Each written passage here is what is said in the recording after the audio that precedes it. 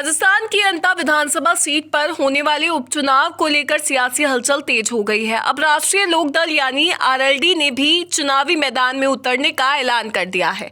खास बात यह है कि पार्टी ने साफ कर दिया है कि वह इस बार किसी गठबंधन के सहारे नहीं बल्कि पूरी तरह स्वतंत्र रूप से चुनाव लड़ेगी।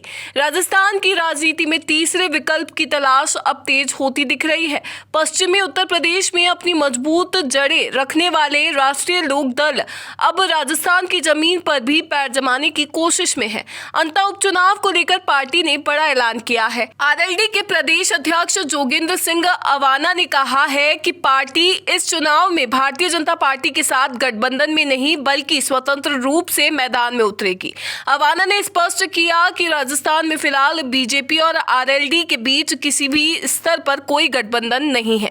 उनका कहना है कि राजस्थान में हमारा संगठन लगातार मजबूत हो रहा है। अंता उपचुनाव में हम अपनी ताकत दिखाएंगे।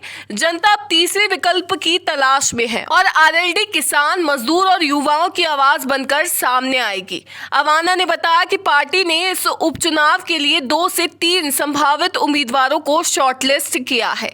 इन नामों पर मंथन जारी है और अंतिम फैसला राष्ट्रीय नेतृत्व से परामर्श के बाद लिया जाएगा। संभावित उम्मीदवारों में सबसे आगे है नरेश मीणा। बताया जा रहा है कि नरेश मीणा का स्थानीय स्तर पर अच्छा जनाधार है और यदि सब कुछ ठीक रहा तो वह आरएलडी के प्रत्याशी के रूप में मैदान में उतर सकते हैं।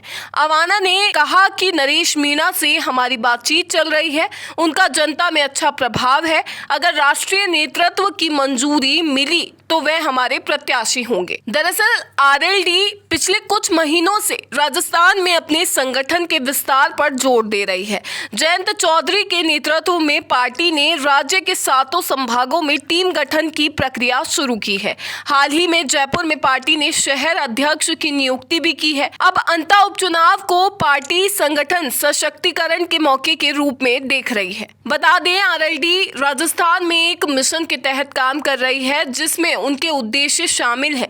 हर विधानसभा क्षेत्र में सक्रियता बढ़ाने की योजना, किसान, मजदूर और युवा वर्ग को जोड़ने की रणनीति और जयंत चौधरी के नेतृत्व में नए चेहरे आगे लाने पर जोर। गौरतलब है कि राजस्थान में पारंपरिक तौर पर मुकाबला बीजेपी और कांग्रेस के बीच रहा है, लेकिन अब आरएलडी इस उपचुनाव के जरिए राज्य की राजनीति में अपनी मजबूत उपस्थिति दर्ज कराने की तैयारी में है।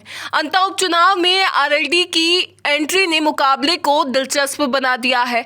अब देखना होगा कि तीसरे विकल्प के रूप में आरएलडी कितना असर दिखा पाती है और क्या नरेश मीणा वास्तव में पार्टी के उम्मीदवार बनकर मैदान में उतरते हैं या नहीं। आप अपने विचार हमें कमेंट बॉक्स में लिखें। वीडियो पसंद आया हो तो इसे लाइक करें, शेयर करें और चैनल को सब्सक्राइब करें।